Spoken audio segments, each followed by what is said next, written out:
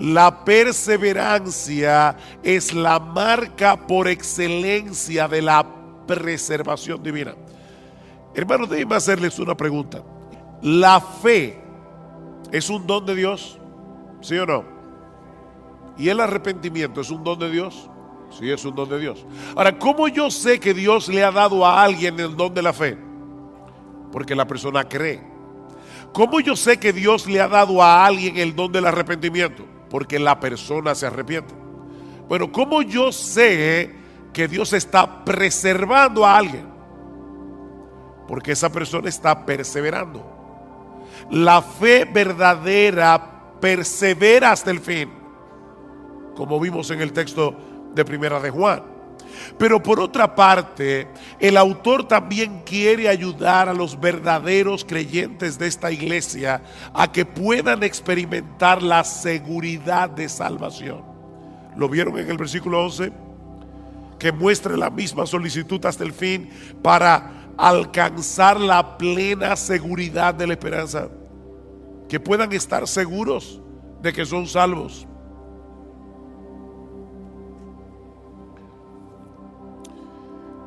Mis hermanos, se puede ser un verdadero creyente y no tener certeza de que lo eres. La seguridad de salvación no la tienen todos los cristianos. ¿Oyeron eso? O dejen ponerlo de otra manera. La inseguridad de salvación no es una prueba de que no somos cristianos. Hay muchos creyentes que van a llegar inseguros al cielo. Y hay muchos impíos que van a llegar seguros al infierno, creyendo que son creyentes. No todo el que me dice Señor, Señor, entrará en el reino de los cielos, sino el que hace la voluntad de mi Padre que está en los cielos. Así que la seguridad de salvación no es necesaria para ser salvo. Sin embargo, cuando un creyente no puede estar seguro de su salvación, no podrá disfrutar plenamente de la bendición de ser salvo, ni tampoco podrá correr bien la carrera. Noten el versículo 12.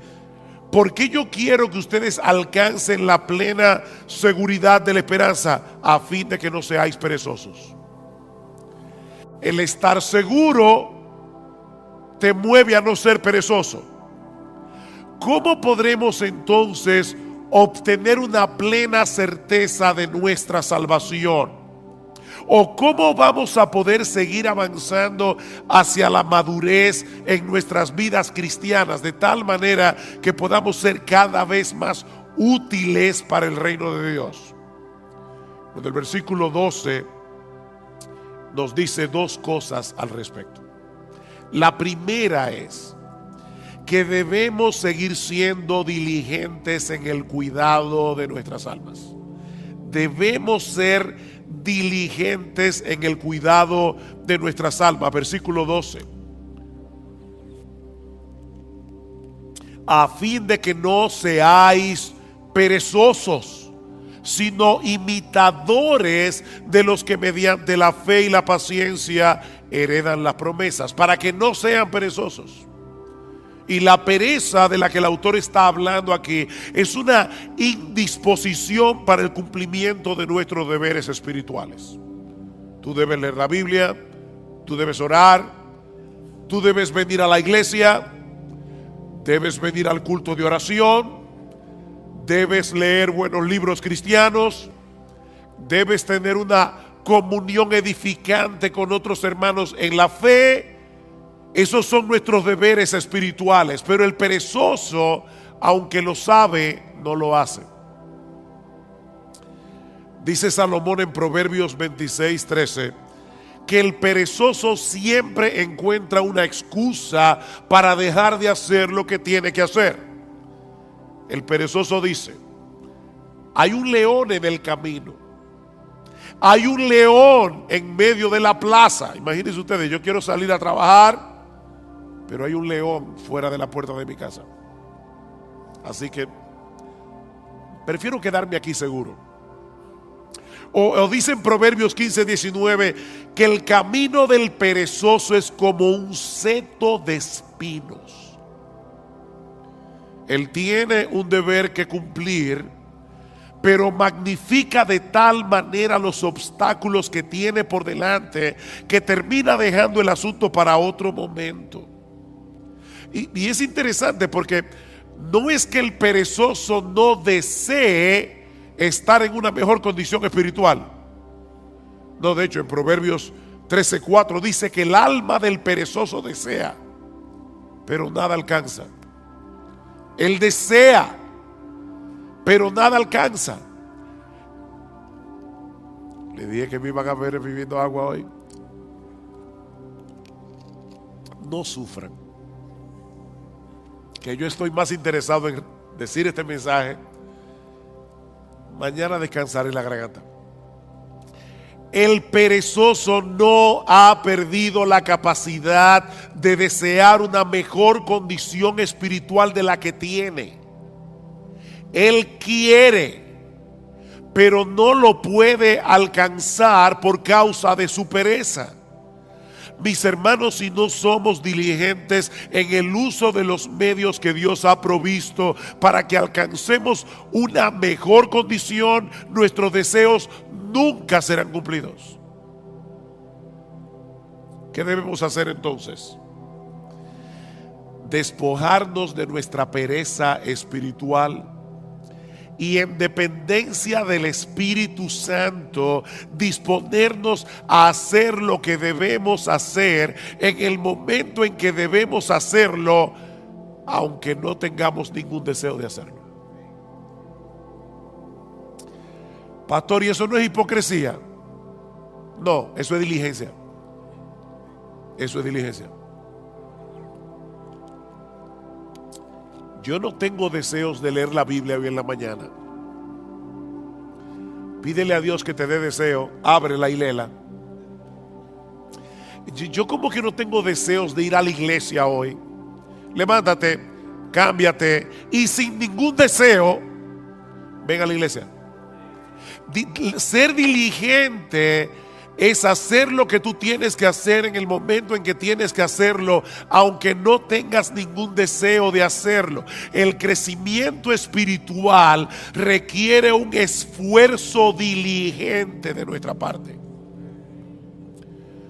Pero pastor, yo creía que la salvación era por gracia. Y lo que usted está diciendo de verdad parece oponerse a la doctrina de la gracia. Si es por gracia, yo no tengo que hacer nada para merecer la bendición de Dios. Tú tienes razón. Si es por gracia, no es por mérito. La gracia se opone al mérito, pero no se opone al esfuerzo. De hecho, Pablo le dice a Timoteo en 2 Timoteo capítulo 2, Timoteo, esfuérzate en la gracia. Esfuérzate en la gracia. La gracia se opone a nuestros méritos. La gracia no se opone a nuestro esfuerzo. Es en el contexto de nuestra diligencia que podemos disfrutar de la bendición de Dios. No porque ese esfuerzo nos haga merecer que Dios nos bendiga, sino porque Dios ha decretado que seamos bendecidos siendo nosotros diligentes, usando los medios de gracia, la lectura regular de la palabra, la vida de oración privada y corporativa, congregarnos con el pueblo de Dios en el día del Señor, participar de la Santa Cena como haremos esta noche, leer buenos libros cristianos. Dios ha decretado fortalecer nuestra salud espiritual haciendo uso de esos medios. Pero el hecho de esforzarnos por hacer esas cosas no nos hacen merecedores de nada. Porque esa diligencia es impulsada en nosotros de pura gracia, en una forma misteriosa que nunca vamos a poder entender. ¿Qué dice Pablo? Por tanto, amados míos, como siempre habéis obedecido, no como en mi presencia solamente, sino mucho más ahora en mi ausencia, ocupaos en vuestra salvación con temor y con temblor, porque Dios es el que produce en vosotros así el querer como el hacer por su buena voluntad. ¿Quién produce el querer y el hacer? Dios lo produce. ¿Quién es el que tiene que ocuparse en su salvación? Tú y yo debemos ocuparnos en nuestra salvación. La obra de Dios nos impulsa a obrar. Y precisamente por eso Él se lleva toda la gloria en nuestro esfuerzo. Pero toda bendición que nosotros recibimos de la mano de Dios no es por nuestro esfuerzo, es por los méritos de nuestro Señor Jesucristo. Bendito el Padre, el Dios y Padre de nuestro Señor Jesucristo, que nos bendijo con toda bendición espiritual en los lugares celestiales en Cristo, según nos escogió en Él desde antes de la fundación del mundo. Todo lo que nosotros disfrutamos de la mano de Dios es únicamente por Cristo. O déjeme decirlo de otra manera. Aún los medios de gracia que Dios nos ha provisto y el impulso para hacer uso de esos medios son un regalo de gracia. Pero somos tú y yo los que debemos disponernos a hacer lo que tenemos que hacer, no para ganarnos su favor, sino porque ya fuimos favorecidos. Así que no es un asunto de méritos, es un asunto de confianza en Dios. Una confianza que nos mueve a hacer lo que Él dice que debemos hacer para mantener una buena salud espiritual. Déjame hacerte una pregunta. ¿Qué debe hacer un hombre o una mujer para alcanzar una buena calidad de vida? En la Biblia dice que yo no puedo añadir a mi estatura un codo por más que me afane. O sea, yo me voy a morir el día que me voy a morir. Por eso alguien decía, come saludable, ve al gimnasio y muérete a pesar de todo. Eso no es lo que tú vas a ver en los gimnasios, pero es una realidad. Ahora, ¿qué debe hacer una persona para tener una buena calidad de vida? Bueno, debe mantener una dieta balanceada, un programa regular de ejercicios físicos, descansar apropiadamente y ese tipo de cosas. Dios ha diseñado nuestros cuerpos para que responda a la dieta, al ejercicio, al descanso. Si yo soy responsable en el cuidado de mi cuerpo, aún así puede ser que me enferme y que me muera antes de cumplir 40 años, pero lo cierto es que esas son las cosas que yo debo hacer en mi responsabilidad para tener una buena calidad de vida. ¿No es así? Si Dios determina otra cosa, amén, pero yo debo ser responsable en darle a mi cuerpo el cuidado que necesita. Ahora, cuando yo hago todo eso, como balanceado, hago ejercicio, descanso, ¿lo hago para merecer la salud? No es un asunto de méritos. Es un asunto de responsabilidad y de confianza en que Dios me dice que lo haga. Si yo estoy enfermo y me tomo la medicina que el médico prescribió, no es para merecer ser sanado, sino porque confío en el médico. ¿No es así? Mi deseo de ser sanado y mi confianza en la capacidad del médico es lo que me hace hacer lo que él me dice. Bueno, hermanos, lo mismo ocurre con nuestra vida espiritual. Pablo dice a Timoteo, ejercítate para la piedad. O como lo traduce la Biblia de las Américas, disciplínate a ti mismo para la piedad. Eso es algo que nadie puede hacer por ti. O sea, no esperes que tú te vas a levantar por la mañana. Wow, qué deseo yo tengo de salir a correr 5 millas. No. A veces los que corren y hacen ejercicio físico no tienen deseo de levantarse, pero ellos lo hacen por responsabilidad. Bueno, tampoco esperes que todas las mañanas tú te vas a levantar con un impulso para leer tu Biblia. No, a veces tú vas a querer seguir durmiendo, pero debes levantarte como quiera, abrir tu Biblia y leerla. Ejercítate para la piedad. Disciplínate a ti mismo para la piedad. Ahora, nunca olvides que son medios de gracia. Eso quiere decir que aun cuando haces uso de esos medios que Dios ha prescrito para preservar la salud de nuestras almas, debemos hacerlo descansando en Él. No en nuestras propias fuerzas o en nuestra propia capacidad. Señor, voy a leer tu palabra, dame entendimiento. Abre mis ojos para ver las maravillas de tu ley. Alimenta mi alma. Déjame ver a Cristo en las páginas de las Escrituras y aumenta mi admiración por Él. Porque contemplando su gloria es que somos transformados de gloria en gloria. Señor, voy al culto de oración o de adoración.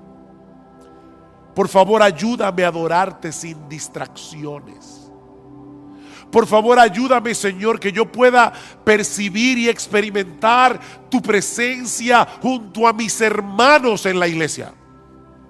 Ayúdame, Señor, para atesorar la palabra predicada de tal manera que obre poderosamente en mi corazón.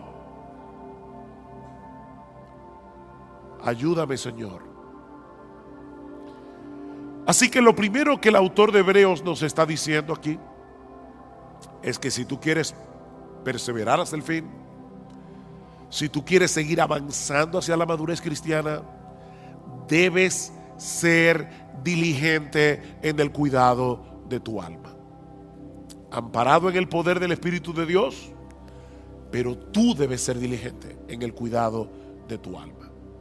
Pero hay algo más que debemos hacer, y es aprender a esperar con fe y con paciencia que Dios haga en nuestras vidas lo que Él ha prometido hacer. Vean el versículo 12 otra vez. A fin de que no seáis perezosos, sino imitadores de los que mediante la fe y la paciencia heredan las promesas. El texto no nos dice explícitamente quiénes son esos creyentes a los que debemos imitar, pero obviamente se refiere a todos los hombres y mujeres de fe del Antiguo Testamento que encontramos en el capítulo 11 de la carta a los Hebreos, y de los cuales Abraham es un prototipo. Vean el versículo 13. Pues cuando Dios hizo la promesa a Abraham, no pudiendo jurar por uno mayor, juró por sí mismo. ¿Por quién jura Dios? Por Él mismo, diciendo: ciertamente te bendeciré y ciertamente te multiplicaré. Y así, habiendo esperado con paciencia, obtuvo la promesa. Habiendo esperado ¿cuántos años? 25 años, con paciencia, pero Dios le dio el hijo. La historia de esos hombres, mis hermanos, quedaron registradas en las Escrituras con un propósito didáctico. Dice Romanos 15: porque todo lo que fue escrito en tiempos pasados para nuestra enseñanza se escribió a fin de que por medio de la paciencia y del consuelo de las Escrituras tengamos esperanza. No es un consuelo para ti leer la historia de Abraham y ver que cuando este hombre tenía casi 100 años y Sara 90 y era estéril, esta mujer salió embarazada? ¿Y sabes qué fue lo que le embarazó? La promesa de Dios. Dios lo prometió. Y cuando Dios promete algo, Él lo hará en su tiempo, pero Él lo hará. El Espíritu Santo inspiró a los autores de las Escrituras para que dejaran un registro de las historias de estos hombres y mujeres del pasado que se aferraron a las promesas de Dios con fe y con paciencia, aún en medio de circunstancias muy difíciles. Y Dios quiere que imitemos a esos hombres que supieron esperar paciente y confiadamente en el cumplimiento de las promesas. La fe nos capacita para confiar en el poder y en la buena disposición de Dios para concedernos lo que Él nos ha prometido, pero la paciencia nos permite esperar que Él lo haga en su tiempo, no en el nuestro. Fe y paciencia. Mis hermanos, la clave para perseverar hasta el fin no es creer, es seguir creyendo. No es creer, es seguir creyendo. Es seguir esperando hasta que Dios en su sabiduría haga lo que Él ha decidido hacer, en el tiempo en que Él ha decidido hacerlo y en la forma como Él quiere hacerlo. Esta palabra que aparece en nuestro texto y que se traduce como paciencia nos habla de quietud y confianza prolongada en medio de la aflicción. Eso es paciencia. La fe nos lleva a descansar confiados en las promesas de Dios. La paciencia nos permite continuar esperando lo prometido, aunque en medio de las circunstancias en que nos encontremos nos dé la impresión de que Dios se olvidó del asunto. Mira, mi hermano, Dios está más interesado en tu carácter que en tu comodidad.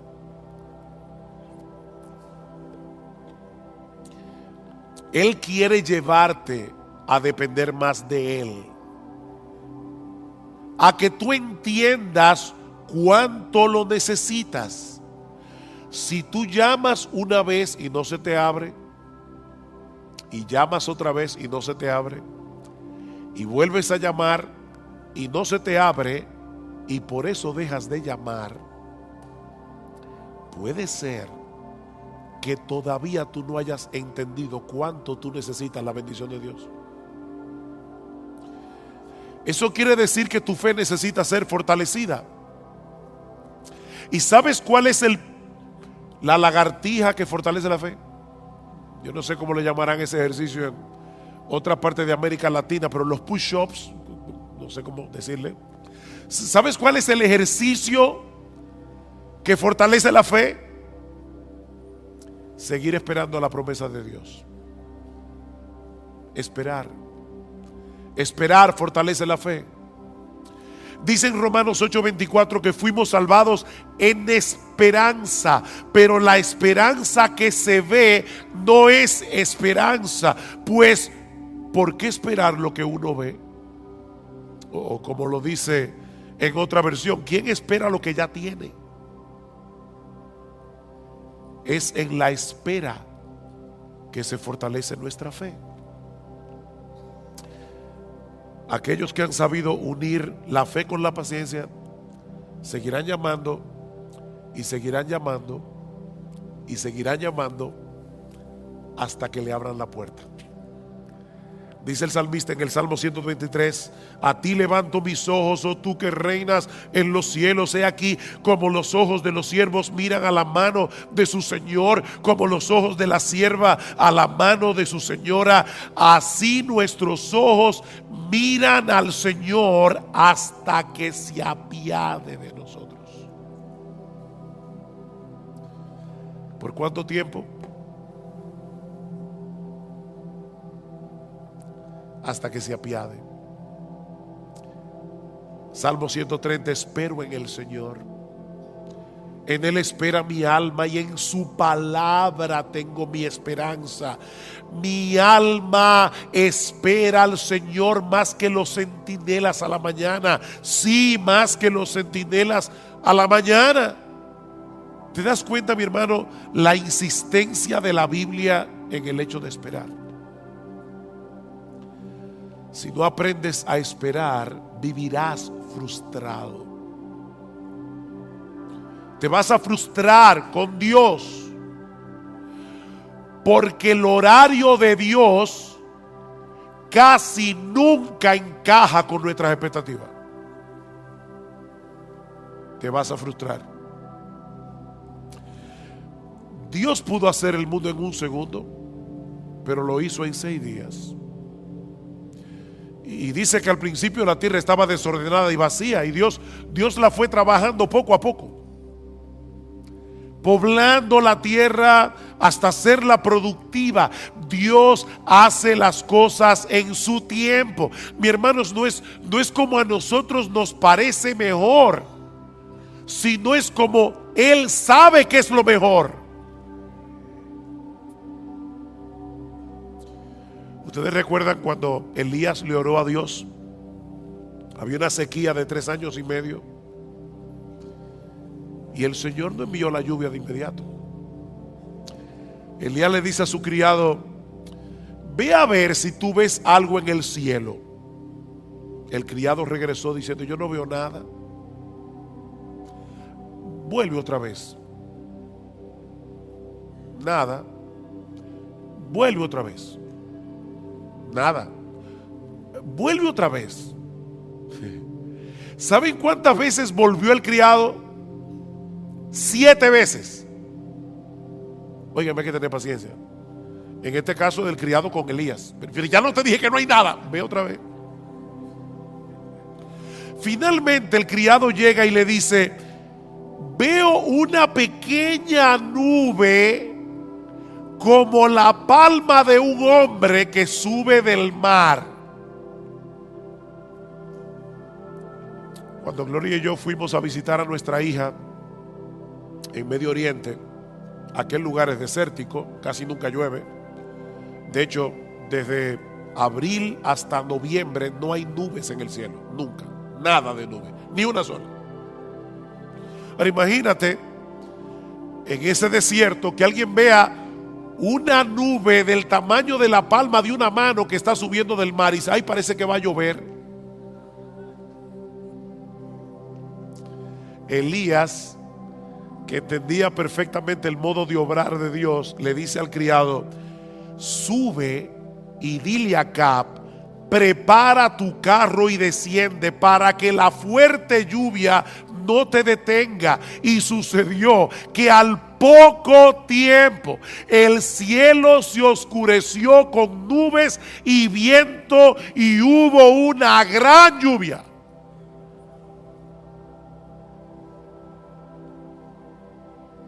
Dios tiene su forma de obrar. Él desea moldear nuestro carácter. Y eso solo es posible en el contexto de la fe y de la paciencia. Tenemos un problema, deseamos ser atendidos de inmediato, entendemos que el asunto es urgente. ¿Y saben lo que hace Dios? Dios mueve las cosas de tal manera que todo el mundo esté ocupado y que nadie te pueda atender. ¿Te ha pasado?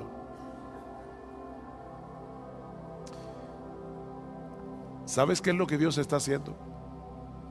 Enseñándote a esperar con fe y con paciencia. Tu mayor problema no es que te atiendan.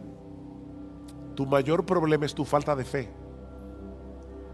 Y Dios está moldeando tu carácter. Mis hermanos, ¿qué aflicción puede ser mayor que la muerte de un ser querido? Pero cuando Marta y María mandaron a llamar a Jesús porque Lázaro estaba enfermo, el Señor ni se apresuró. Él esperó pacientemente a que el problema se pusiera peor para mostrar más abundantemente su poder. Lázaro finalmente murió y Cristo lo levantó de los muertos. Y en el proceso le enseñó a Marta y a María a esperar con fe y con paciencia.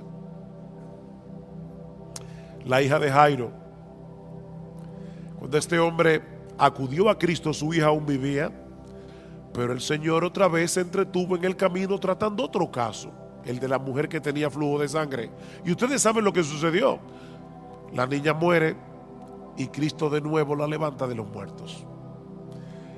Estas historias están en la Biblia, mis hermanos, para enseñarnos algo. Cristo dejó que esa niña muriera para que nosotros aprendiéramos a tener fe y paciencia. A veces va a parecernos que el Señor no nos está haciendo caso. ¿Recuerdan la mujer sirofenicia? Señor, ten misericordia de mí, mi hija está posesa por un demonio, y Cristo ni le escucha. Los apóstoles vienen. Por favor, Señor, haz algo para que esta mujer nos deje tranquilos. No es correcto quitarle el pan de los hijos para dárselo a los perrillos. Yo vine primero a los perdidos de la casa de Israel.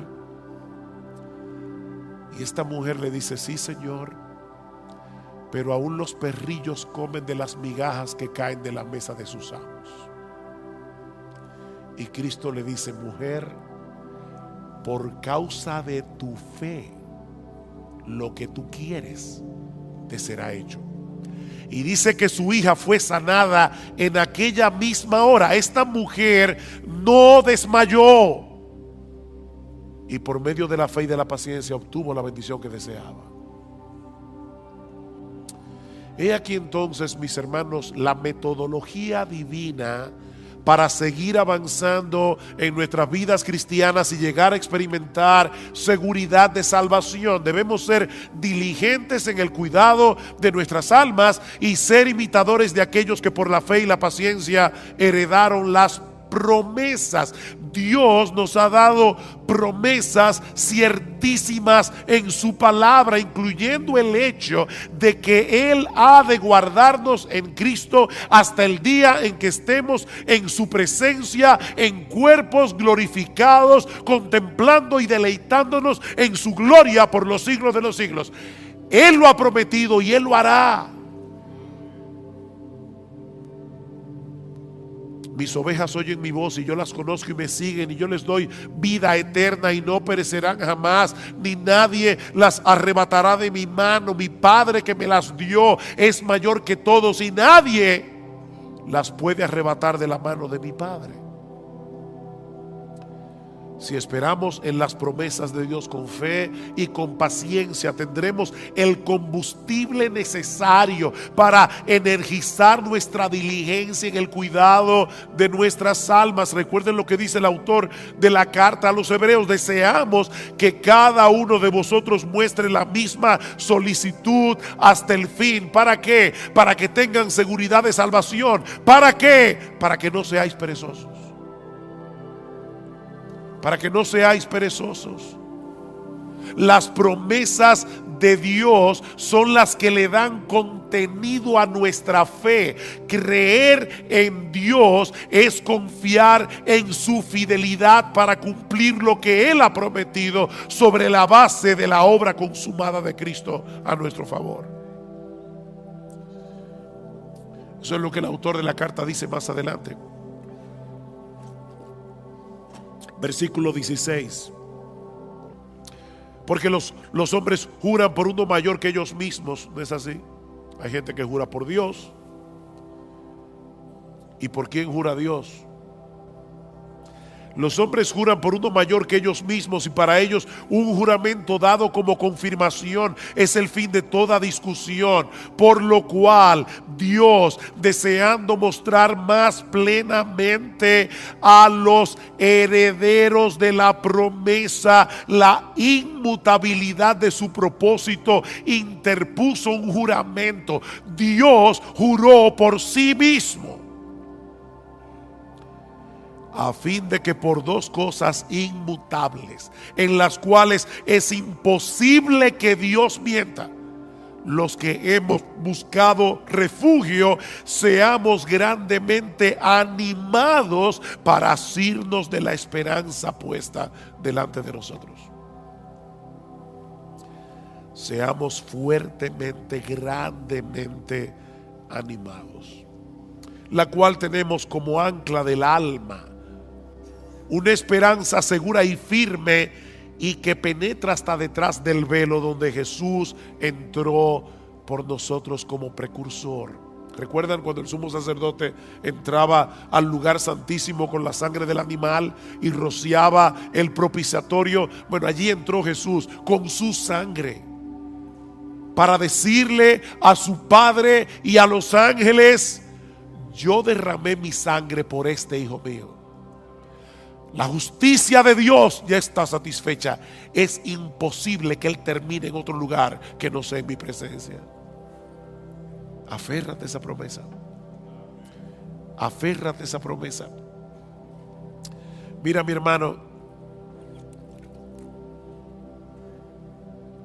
en la misma medida en que seamos capaces de esperar con fe y con paciencia en las promesas de Dios, en esa misma medida seremos capaces de poner toda diligencia en el cuidado de nuestras almas.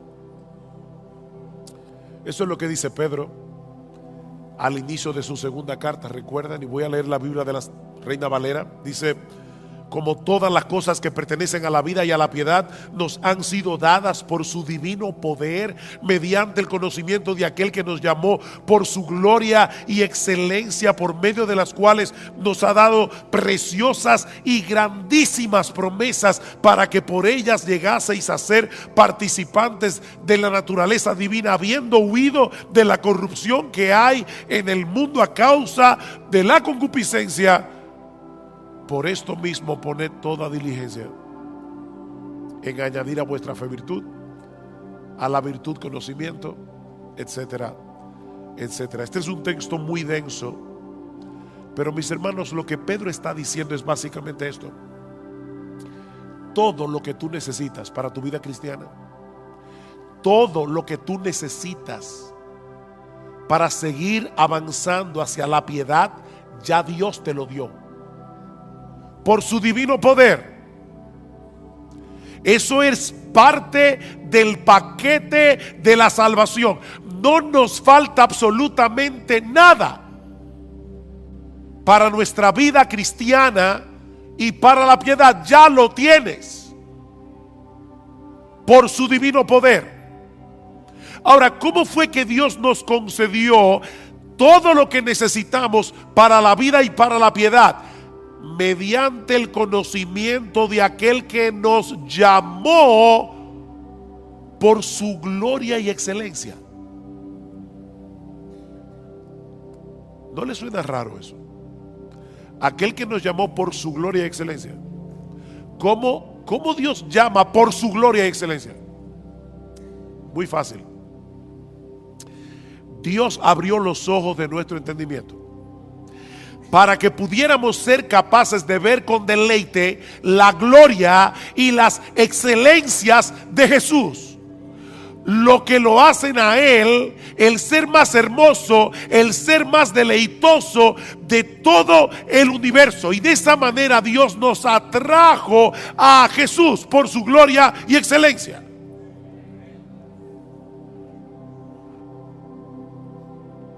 Y ahora Pedro está diciendo: el hecho de saber que el poder omnipotente de ese Dios que nos llamó por su gloria y excelencia está obrando en nosotros hasta que estemos en su presencia en cuerpo y almas glorificados, es una poderosa motivación para poner toda diligencia en añadir a vuestra fe virtud, a la virtud conocimiento.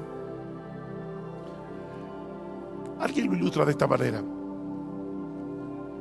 imagínate que tú eres un prisionero de guerra en un campo de concentración y has perdido toda esperanza de salir vivo de allí. Y en tu desesperanza ya tú comenzaste a vivir descuidadamente. Tú lo que quieres es sobrevivir hasta la muerte. Y ya tú no te preguntas si algo está bien o algo está mal. Como decimos en buen dominicano, tú estás dado al pecado. Pero de repente te enteras de que se está planificando un intercambio de prisioneros. Y ves que se acerca a la fila donde estás tú el guardia que tiene la responsabilidad de señalar a los que van a ser libertados y enviados de vuelta a su familia. Si el guardia te señala a ti, eso no sería un mero conocimiento. Recuerden que Pedro dice, mediante el conocimiento de aquel que nos llamó por su gloria y excelencia. Pero ese conocimiento transforma, ese conocimiento anima. Si el guardia se te acerca a ti, tú no vas a pensar, oh, qué interesante, me llamó a mí. No, mi hermano, en ese momento el poder de la esperanza va a energizar todo tu cuerpo y tu alma, porque sabes que has sido llamado para ser de nuevo un hombre libre. Bueno, eso es precisamente lo que Pedro nos está diciendo aquí. El hecho de saber que el Dios de gloria se nos ha acercado y nos ha dicho, tú que estás allí, ven, yo te mostraré mi gloria y te daré una vida eterna glorificada para disfrutarla. Esa es una esperanza que energiza nuestra diligencia para seguir avanzando en el camino de la piedad. De ahí lo que sigue diciendo Pedro. Como ustedes tienen esas preciosas y grandísimas promesas, vosotros también, poniendo toda diligencia por esto mismo, añadid a vuestra fe virtud, a la virtud conocimiento, al conocimiento dominio propio, al dominio propio paciencia, a la paciencia piedad, a la piedad afecto fraternal y al afecto fraternal amor. ¿Se dan cuenta? Este texto concluye como comienza Hebreos 6. Pedro lo pone al revés. Esperar con fe y con paciencia en las promesas de Dios es lo que nos hace diligentes para añadir a la fe virtud, a la virtud conocimiento y así sucesivamente. Mis hermanos, no hay forma de avanzar sin esperanza. Y la esperanza se alimenta de las promesas de Dios. Solo si aprendemos a esperar en ellas con fe y con paciencia. Promesas, esperanza, fe y paciencia. Y ahora yo te pregunto,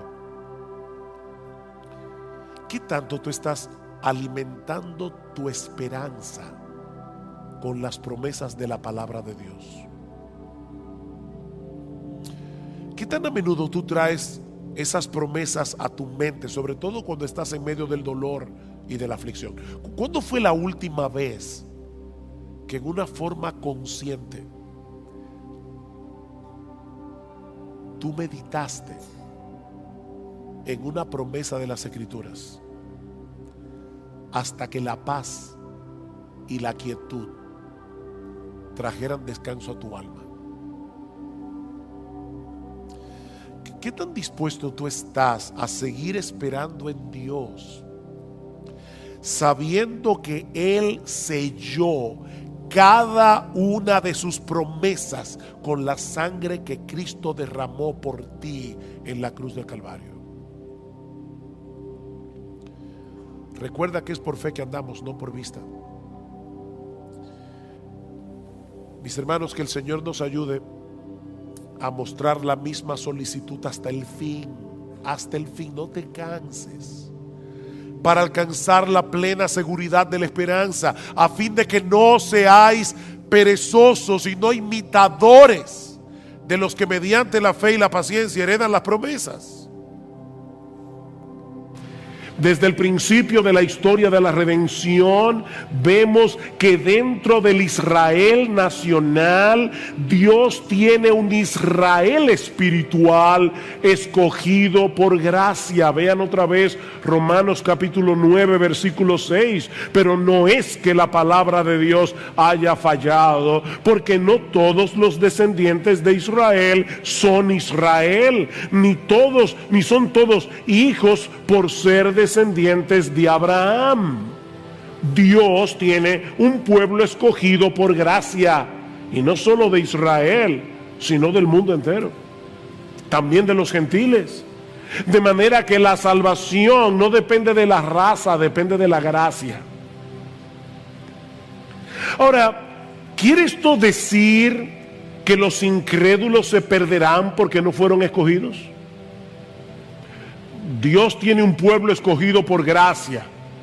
Entonces aquellos que no se salvan es porque no fueron escogidos. Esa es la pregunta que Pablo está respondiendo desde el final del capítulo 9 hasta el capítulo 10. Y su respuesta básicamente es esta: si bien es cierto que Dios es el responsable de la salvación final de los creyentes, el hombre que se pierde es responsable de su condenación. Esa es la respuesta de Pablo. De manera que la razón por la que los israelitas rechazan a Cristo no es porque no fueron escogidos, sino porque en su orgullo ellos prefieren tratar de ganarse la salvación por medio de su esfuerzo, por medio de su obediencia a la ley, antes que venir como mendigos pidiéndole a Dios misericordia. Romanos capítulo 10. Versículo 3, pues desconociendo la justicia de Dios y procurando establecer la suya propia, no se sometieron a la justicia de Dios. Ese es el problema, dice Pablo. No, yo no quiero la justicia como un regalo, yo me la quiero ganar con mi obediencia. Ese es el contexto del pasaje que vamos a estudiar en la mañana de hoy. Y podemos resumir la enseñanza de esta sección de Romanos 14 al 21, capítulo 10, 14 al 21, en dos encabezados.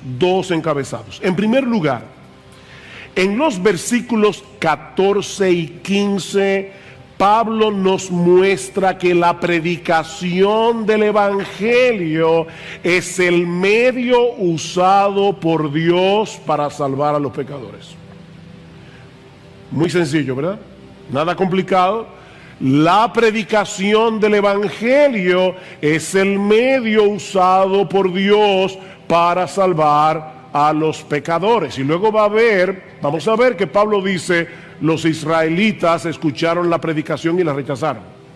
Pero lo primero que él quiere demostrar es, ellos tenían lo que se necesitaba. Predicación. Noten versículo 13, yo estaba ahí sentado y cuando Cifrido dijo vamos a leer la escritura, yo sabía que el texto que tocaba leer hoy era Romanos capítulo 14, 10, 14 al 21, porque yo mismo fui que pedí que lo leyeran, pero en mi mente pensé, ay, si leyera desde el versículo 13. Y eso fue lo que él hizo. Versículo 13, para ponerlo en contexto, porque todo aquel que invoque el nombre del Señor será salvo.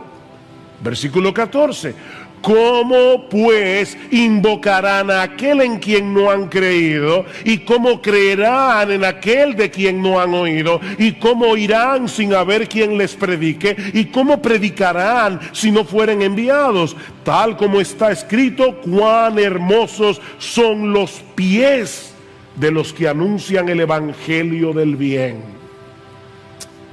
¿Ven el punto, mis hermanos? Todo lo que se requiere para recibir el regalo de la salvación es invocar a Cristo como Señor, confiando en la eficacia y suficiencia de su obra en la cruz. ¿Saben que hay personas que invocan a Cristo y no son salvos? Cada vez que tienen un problema, Y sobre todo si es un problema serio, ¡ay, Señor! Ellos invocan, Jesús, ayúdame. Pero no es de esa invocación que Pablo está hablando aquí. Para esas personas Jesús es como un paramédico. Ustedes que tienen un accidente de tránsito, esperan que llegue el 911, viene el paramédico, te atiende, te da los primeros auxilios, pero tú no tienes nada que ver con ese paramédico nunca más. Tú no lo vuelves a ver, probablemente. No es de esa invocación que Pablo está hablando aquí. Es aquel que decide levantar su bandera blanca de rendición y se somete voluntariamente a Jesús como Señor, confiando en su obra de redención. Vean otra vez el versículo 9, que si confiesas con tu boca a Jesús por paramédico, no, por Señor. Y no olviden que esa palabra significa Dios, amo, dueño, soberano, gobernante.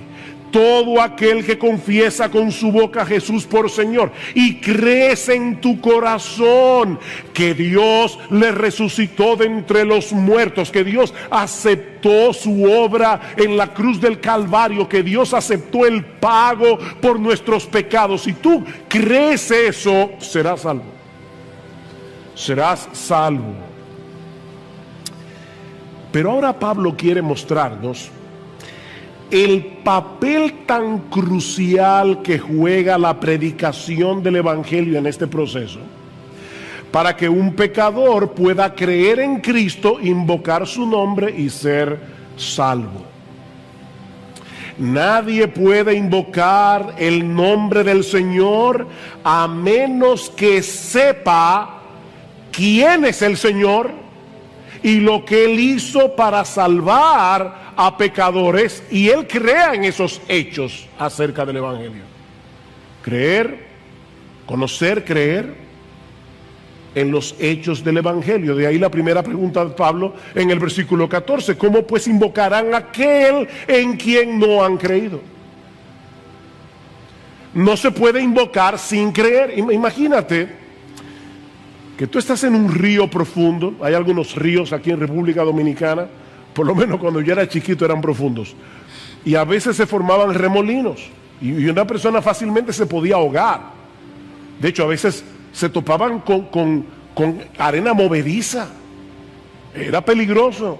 Ahora imagínate que tú estás en medio de un río, tú no sabes nadar, el río es hondo, estás en un remolino, te estás ahogando, y así rápidamente tú ves de un lado del río a un niño de 6 años que ayer fue que comenzó su primera clase de natación, y del otro lado a un salvavidas profesional que aparte de todo es tu amigo íntimo. ¿A quién tú vas a clamar pidiendo auxilio?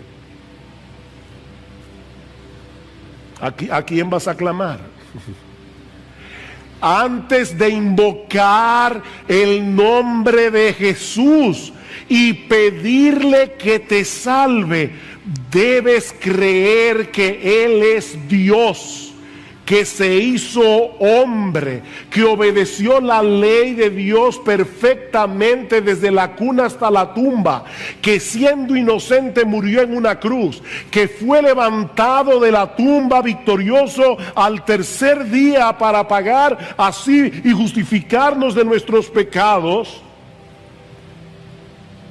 y entonces clamarle que te salve. Mira, mi hermano, mi amigo que estás aquí, si no conocemos esos hechos del Evangelio o no creemos en la veracidad histórica de esos hechos, ¿cómo voy a pedirle a Jesús que me libre de la esclavitud y de la condenación del pecado y me conceda como un regalo la vida eterna? ¿Cómo se lo voy a pedir? Hay personas que de verdad yo creo que son bien intencionadas.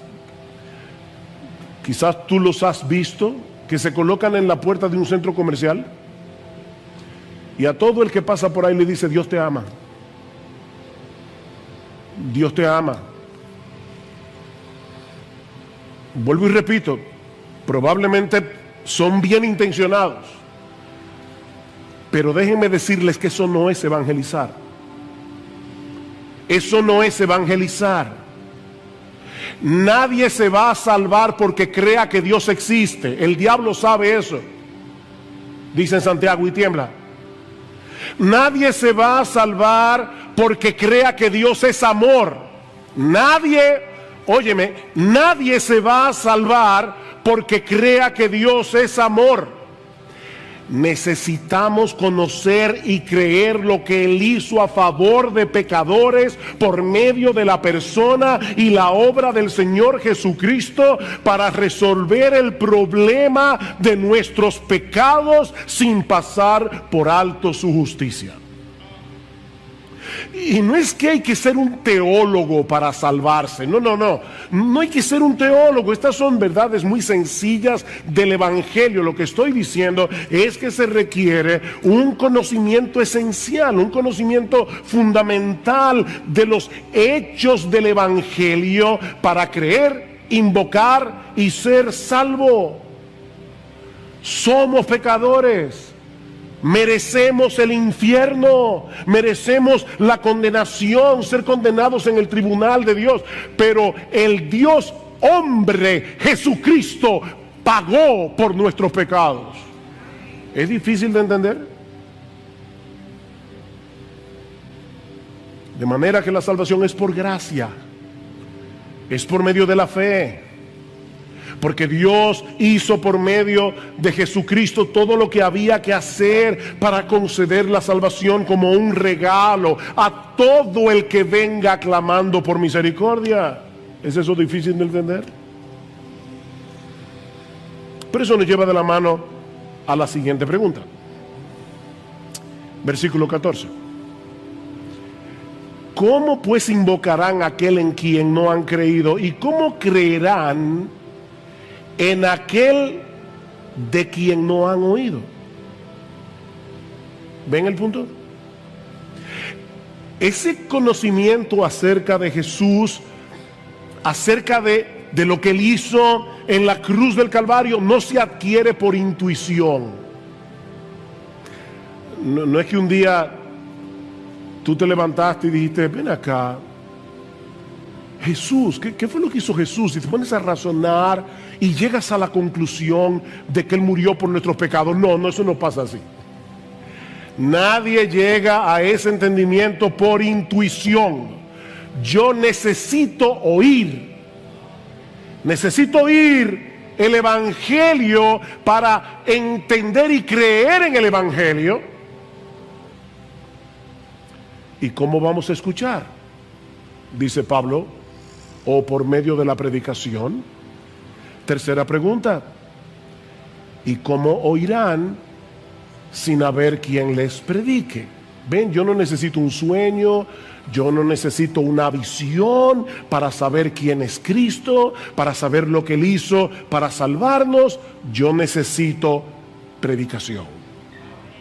Ahora bien, hay un detalle extremadamente importante en la segunda pregunta que necesita más observación. Y mira, mi hermano, de verdad, si tú no te acuerdas de nada de este mensaje, pero te acuerdas de esto, yo me iré, medianamente satisfecho. Yo quisiera que tú recordaras todo el sermón, pero me voy a ir bastante satisfecho. Lo que dice la segunda pregunta literalmente es lo siguiente: ¿cómo creerán en quien no han oído? Fíjense que yo sé que nuestras Biblias incluyen acerca de quién no han oído. ¿Cómo creerán en aquel acerca de quién o de quién no han oído? Pero lo que el texto griego dice literalmente es esto: ¿cómo creerán en quién no han oído? Mis hermanos, lo que voy a decir esto con calma, así tranquilo, para que no nos perdamos. Lo que Pablo parece estar diciendo aquí no es únicamente que tenemos la necesidad de escuchar acerca de Cristo durante la predicación para salvarnos, sino que necesitamos escuchar a Cristo. No es de Cristo, es a Cristo. Podemos traducirlo también de esta manera. ¿Cómo creerán en aquel a quien no han oído? Mis hermanos, predicar fielmente las Escrituras no es otra cosa que hacer oír la voz de Jesucristo desde el púlpito, porque este libro es su palabra, inspirada por su Espíritu.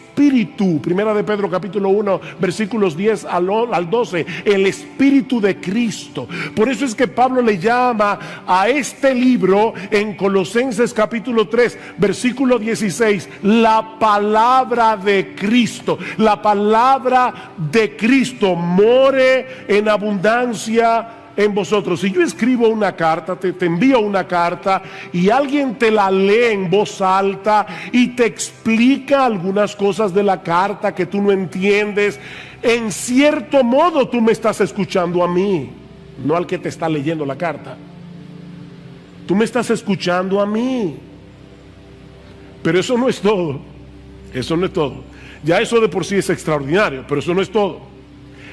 El Nuevo Testamento también nos enseña que cuando el Evangelio es predicado, Cristo, que está presente en su iglesia, moviéndose en medio de los 7 candeleros de oro, como dice en Apocalipsis, Cristo mismo viene y comienza a aplicar su palabra en el corazón de sus ovejas, a hablarle a sus ovejas personalmente. Mis hermanos, Cristo está aquí. Cuando su iglesia se congrega, Él está aquí haciéndonos oír su voz a través de la predicación. El discurso del buen pastor, Juan capítulo 10. En verdad os digo. Y cuando Cristo usa esa fórmula, está diciendo, mira, esto que te voy a decir no es una migaja de verdad, es una montaña de verdad. En verdad os digo, el que no entra por la puerta en el redil de las ovejas, sino que sube por otra parte, ese es ladrón y salteador. Pero el que entra por la puerta es el pastor de las ovejas. A este abre el portero y las ovejas oyen su voz. Llama a sus ovejas por nombre. ¿Ustedes oyeron eso? Llama a sus ovejas por nombre y las conduce fuera. Cuando saca todas las suyas, va delante de ellas y las ovejas lo siguen porque conocen su voz. Versículo 16, yo tengo otras ovejas que no son de este redil, a estas también me es necesario traerlas y oirán mi voz y serán un rebaño con un solo pastor. Versículo 27, mis ovejas oyen mi voz y yo las conozco y me siguen. Y la pregunta es, ¿y cómo podemos oír esa voz? Porque Pablo está diciendo, nadie se puede salvar a menos que escuche la voz de Cristo. Pero esa voz no viene directamente desde el cielo, sino a través de la predicación. ¿Y cómo irán? Otra vez el texto nuestro dice, sin haber quien les predique. Literalmente el texto griego dice, ¿cómo irán sin predicación? ¿Cómo irán sin predicación? Es a través de la predicación del Evangelio que las ovejas de Cristo escuchan su voz. Es lo mismo que vemos en el capítulo 2 de la carta de Pablo a los Efesios.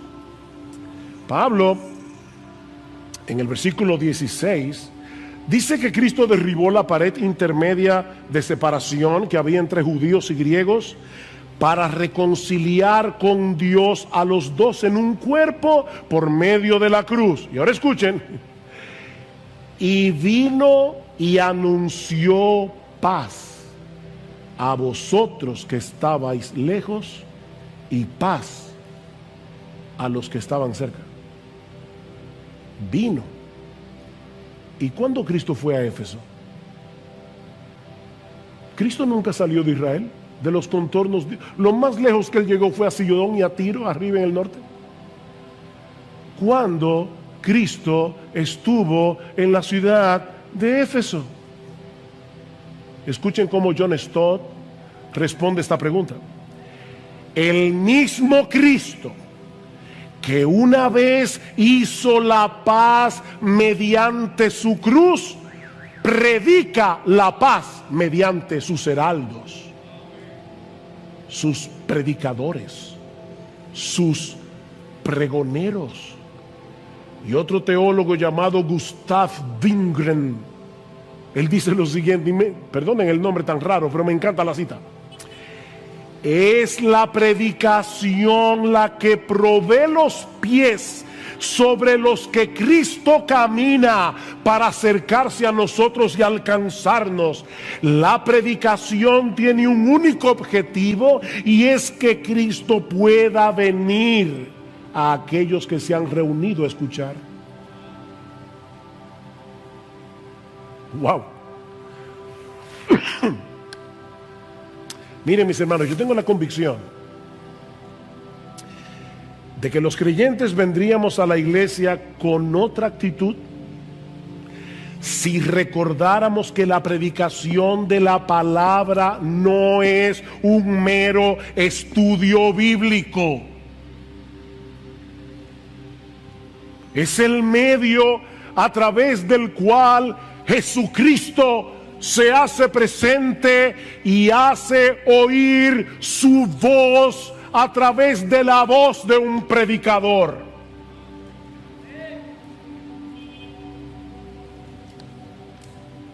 Y así edifica su iglesia y así salva a los perdidos. Mis ovejas oyen mi voz.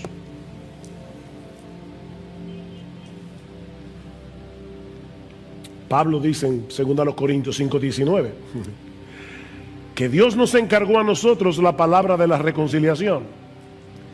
Así que somos embajadores en nombre de Cristo, como si Dios rogase por medio de nosotros, otra vez literalmente, como Dios rogando por medio de nosotros.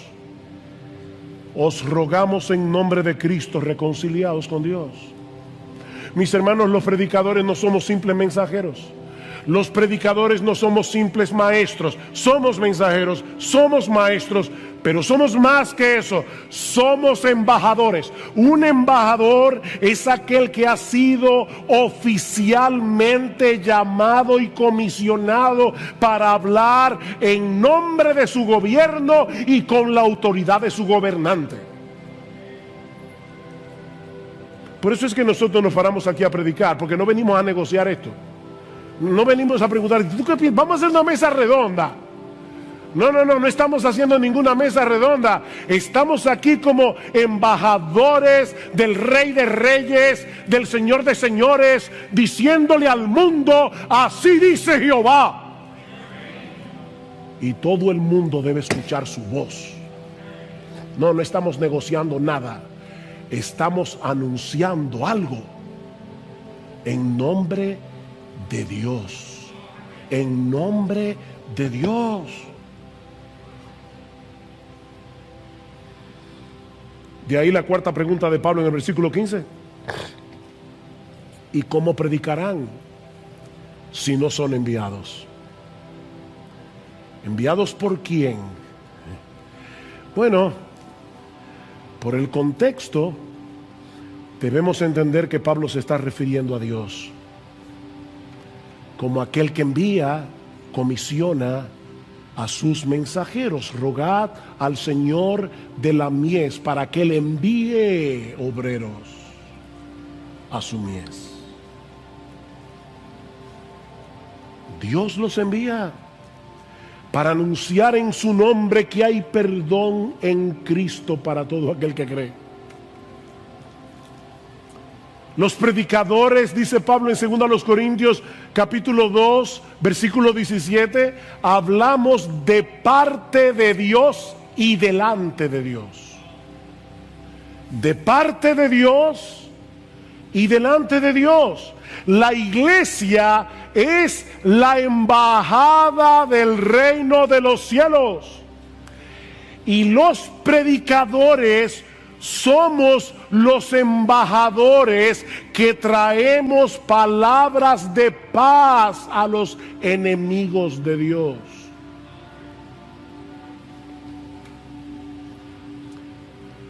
Estamos anunciando que Jesucristo, el Dios encarnado, pagó la deuda de nuestros pecados y que ahora Dios ofrece perdón, reconciliación, vida eterna por medio de Jesucristo para todo aquel que cree. Es por eso que los pies de los que llevan este mensaje al mundo son tan preciosos. Versículo 15. Cuán hermosos, tal como está escrito, cuán hermosos son los pies de los que anuncian el evangelio del bien. Y Pablo está citando aquí un pasaje que se encuentra en Isaías 52. Y otra vez, esas cosas, ¿verdad?, difíciles que yo a veces digo desde el púlpito. Isaías 52 está exactamente antes de Isaías 53. ¿Y de qué habla Isaías 53? Del sufrimiento del siervo de Jehová. Pero escuchen lo que dice el profeta Isaías en el capítulo 52, versículo 6, hablando de lo que iba a ocurrir cuando los israelitas regresaran del exilio babilónico. Por tanto, mi pueblo conocerá mi nombre, así que en aquel día comprenderán que yo soy el que dice: heme aquí. Qué hermosos son sobre los montes los pies del que trae buenas nuevas, del que anuncia la paz, del que trae las buenas nuevas de gozo, del que anuncia la salvación y dice a Sión: tu Dios reina. Qué hermosos son esos pies.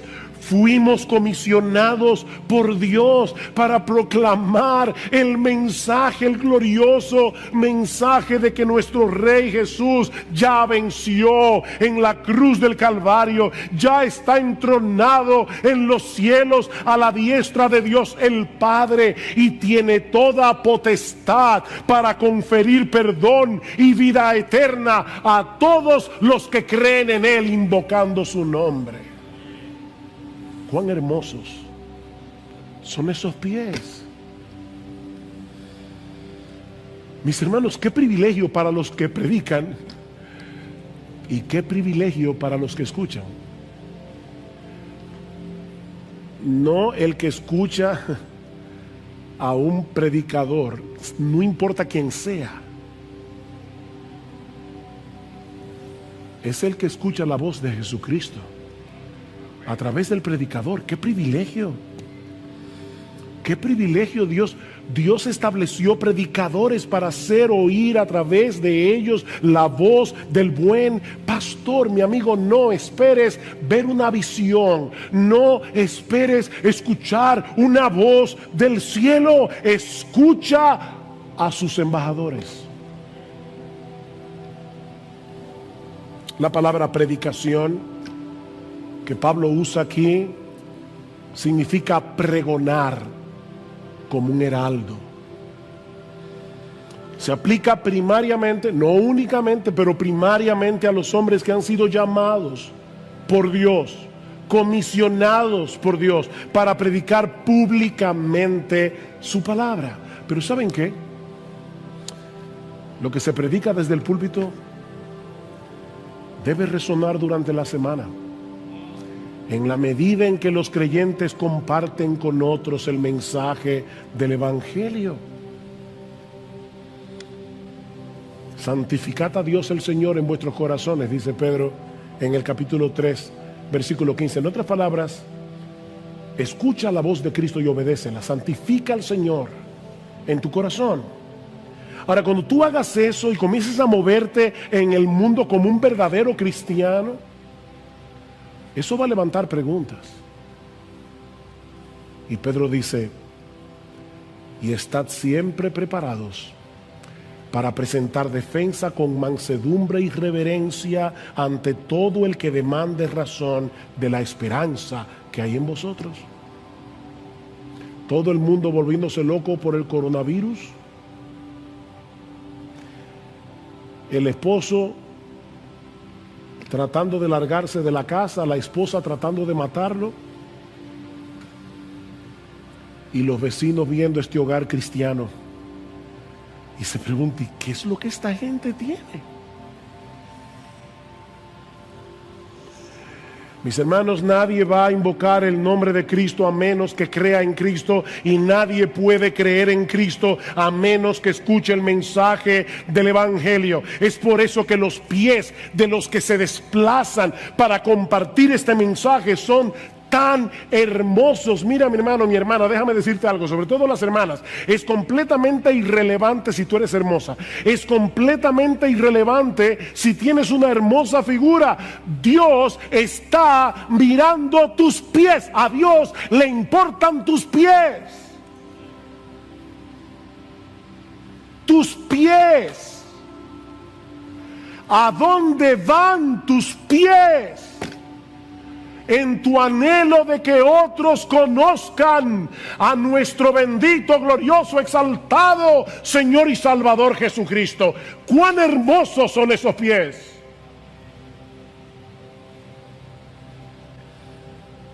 Viene a mi memoria el famoso corredor ateniense Filipides. Cuando Grecia derrotó el imperio persa en la batalla de Maratón, año 490 antes de Cristo, el general Milcíades reclutó a su soldado más veloz, Filipides, para ir a Atenas a dar las buenas nuevas de que ellos habían vencido, de que los persas habían sido derrotados. Y cuenta la historia que Filipides corrió tan rápido los 42 kilómetros que había entre los campos de Maratón y la ciudad de Atenas, que cuando llegó a la ciudad, con su último aliento solo pudo decir, hemos vencido, y ahí cayó muerto. Y es en honor de Filipides que nosotros corremos, digo yo no, los que corren el famoso maratón, que son 42 kilómetros, 26 millas, la misma distancia que corrió Filipides en aquel día.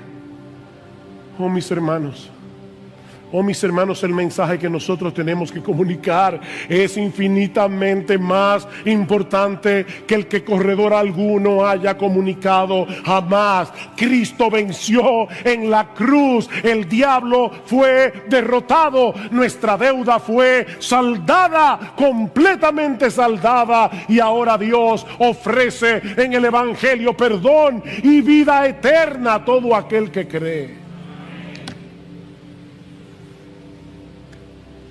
Oh, cuán hermosos son esos pies. Pero ahora viene la segunda parte de la argumentación de Pablo, en los versículos 16 al 21. Recuerden el contexto. Y lo que Pablo va a decir ahora es que lamentablemente lamentablemente, muchos de los que escuchan el mensaje del Evangelio deciden permanecer en la obstinación y rebeldía de sus corazones. Versículo 16. Sin embargo, Pablo ha dicho algo tan glorioso, pero de repente dice, sin embargo, y yo me imagino de verdad que cuando Pablo escribió esto, su corazón estaba roto en 1000 pedazos. No todos hicieron caso al Evangelio. Miren qué glorioso es la predicación. Cristo mismo llamando a los hombres, pero no todos hicieron caso, no todos obedecieron. Porque Isaías dice, Señor, ¿quién ha creído a nuestro anuncio? Y ese texto se encuentra precisamente en Isaías 53. ¿Ven? Isaías 52, cuán hermosos son los pies de los que anuncian el Evangelio. Isaías 53, Señor, ¿y quién ha creído a nuestro anuncio? ¿Quién ha creído a nuestro anuncio? Es interesante notar que ese texto de Isaías 53 se cita al final del ministerio de Jesús en el Evangelio de Juan, capítulo 12, antes de la semana de la pasión. Dice, los judíos no creyeron en Jesús, como dice Isaías, ¿quién ha creído a nuestro anuncio? Y ese mismo texto aparece en Hechos 28 para hablar del ministerio de Pablo, y dice una vez más que los judíos no oyeron, no creyeron, como dice Isaías, Señor, ¿quién ha creído a nuestro anuncio? ¿Ven? Mis hermanos, la predicación puede ser ungida por el Espíritu de Dios y no producir absolutamente nada en el corazón de muchos. Pasó con Jesús, pasó con Pablo y ha pasado con muchos predicadores a lo largo de la historia. Nosotros no podemos evaluar a un predicador por el tamaño de su iglesia. Hay predicadores muy fieles que tienen iglesias muy pequeñas, están en lugares muy duros. Y hay predicadores de la prosperidad enviados por el mismo infierno con estadios llenos de personas. Porque dice que se amontonarán gente teniendo comezón de oír. Eso es lo que la gente quiere oír, no este mensaje del Evangelio. No todos obedecieron al Evangelio. Lo que Pablo está diciendo es, Cristo debe ser escuchado para ser creído, y Él es escuchado por medio de la predicación del Evangelio. Versículo 17, así que la fe viene del oír, y el oír por la palabra de Cristo. La fe viene del oír. ¿El oír qué? Porque ese texto no dice, la fe viene por el oír la palabra de Cristo, ¿vieron? La fe viene por el oír, y el oír es que viene por la palabra de Cristo. ¿El oír qué? El oír la voz del mismo Cristo. Es el versículo 14 otra vez. La fe viene por el oír a Cristo, y ese oír a Cristo viene por medio de la predicación de la palabra de Cristo.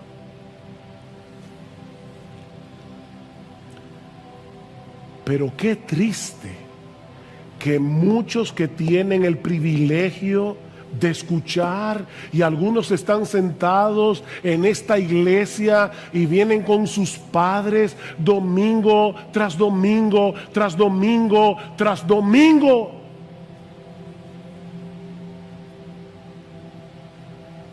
Yo recuerdo, me vino ahora en la memoria cuando yo comencé a visitar la iglesia.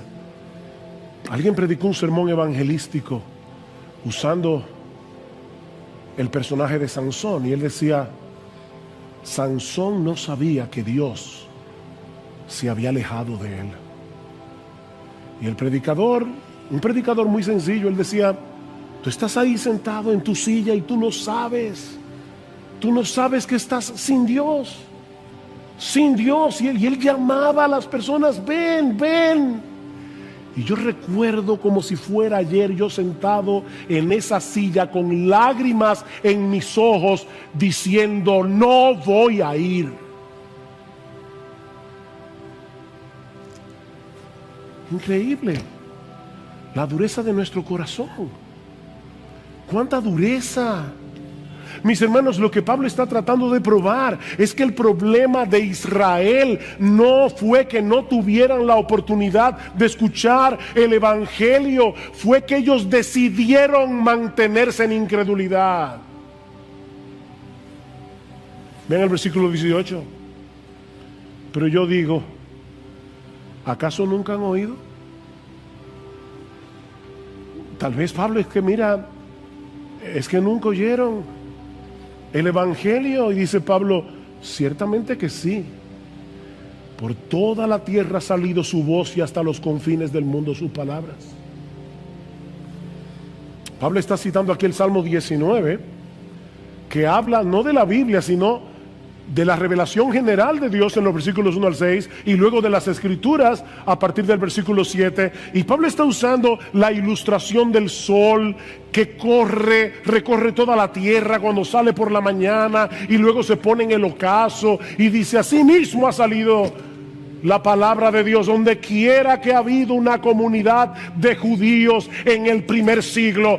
Dios se encargó de llevarle su palabra.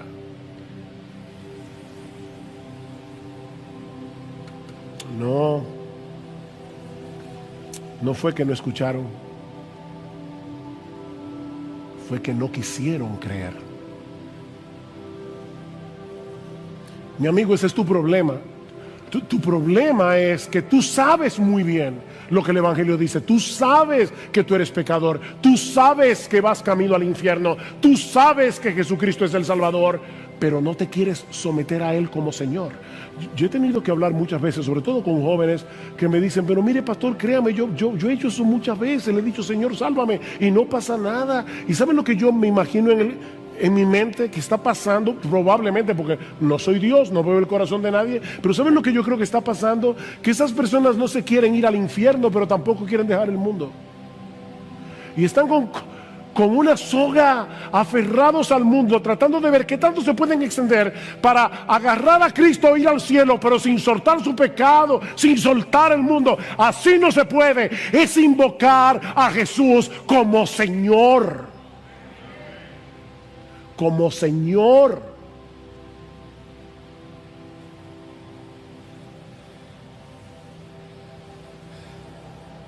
Ellos escucharon.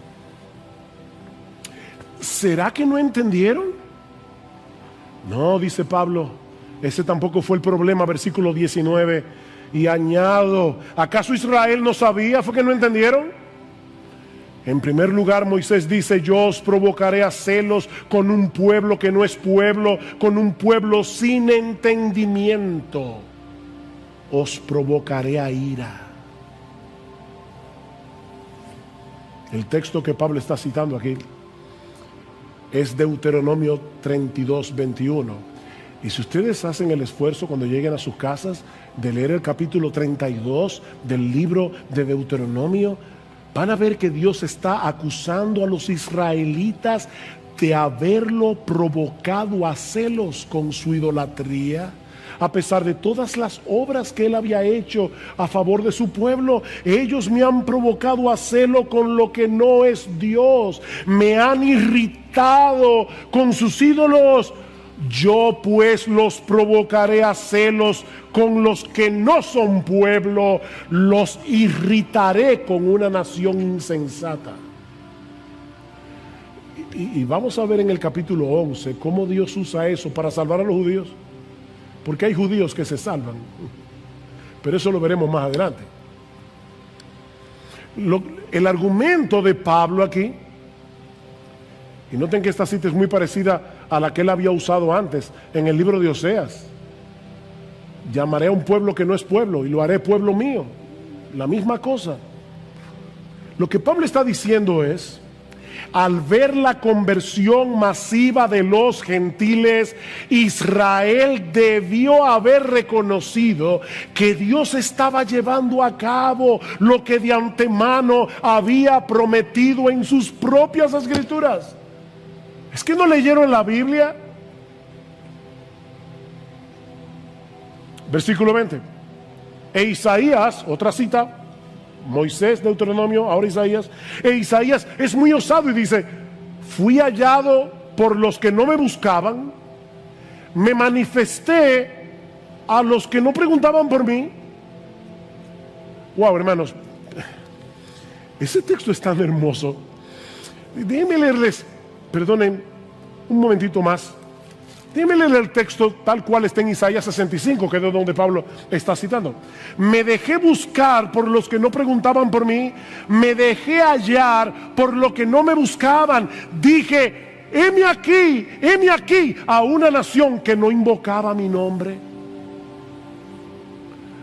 Wow, o sea, somos nosotros las criaturas que debemos decirle: Señor, heme aquí. Pero Dios es tan bueno que Él condesciende y se aparece a un pueblo gentil que no tenía la Biblia, que no conocía el pacto abrahámico, que no conocía las promesas del Mesías. Y Dios le dice a los gentiles: mírame aquí, heme aquí. ¿Y esos gentiles creyeron?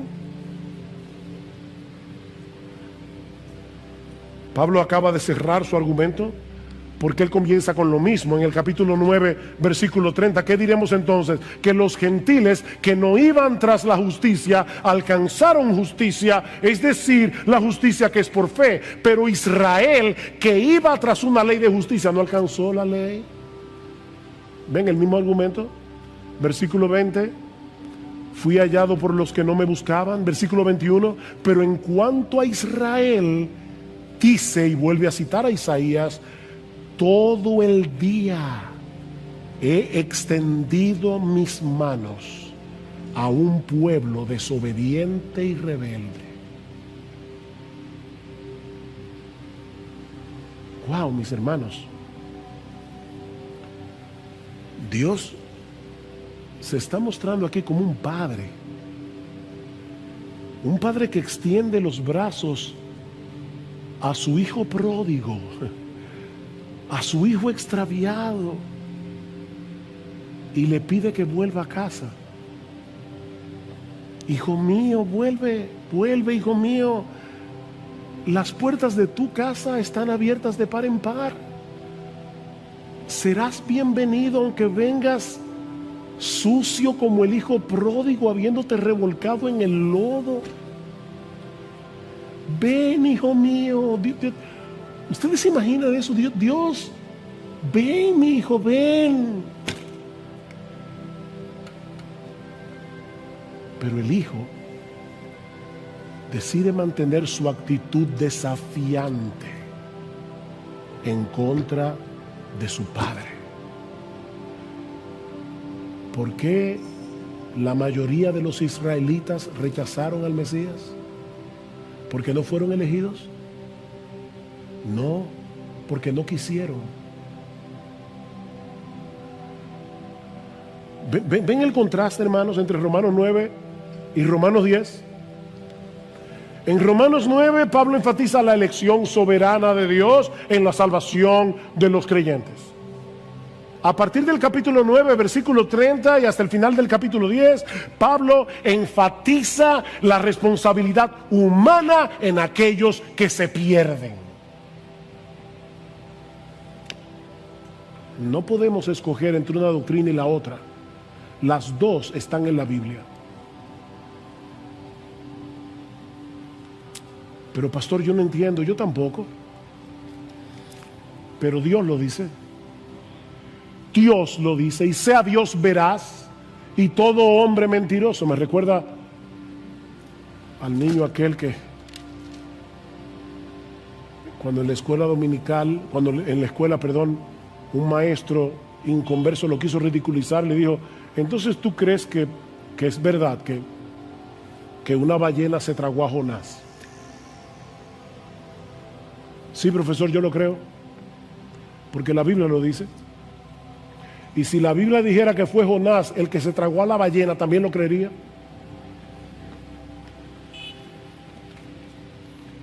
Esto es palabra de Dios. Palabra de Dios. Y las dos cosas están aquí: la soberanía de Dios y la responsabilidad humana. Óyeme, mi amigo, la oferta del Evangelio está disponible para el que la quiera. Dios tiene los brazos extendidos. La oferta del Evangelio está disponible para el que la quiera. Nadie que venga será rechazado, pero muchos se perderán por mantener una actitud desafiante y rebelde contra la gracia de Dios.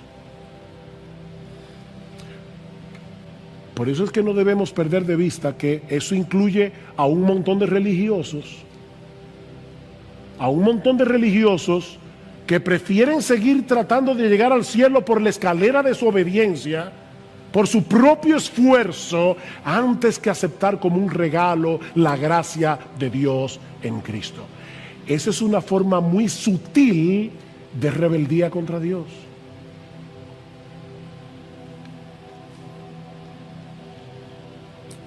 Mis hermanos, ¿qué aprendemos de este pasaje? Hay varias lecciones, varias aplicaciones que podemos extraer. En primer lugar, debemos venir a la iglesia con la expectativa de escuchar y obedecer la voz de Cristo. Mi hermano, mira más allá del predicador. Mira más allá del predicador. Contempla a Cristo mismo hablándole a su pueblo a través de la predicación de su palabra.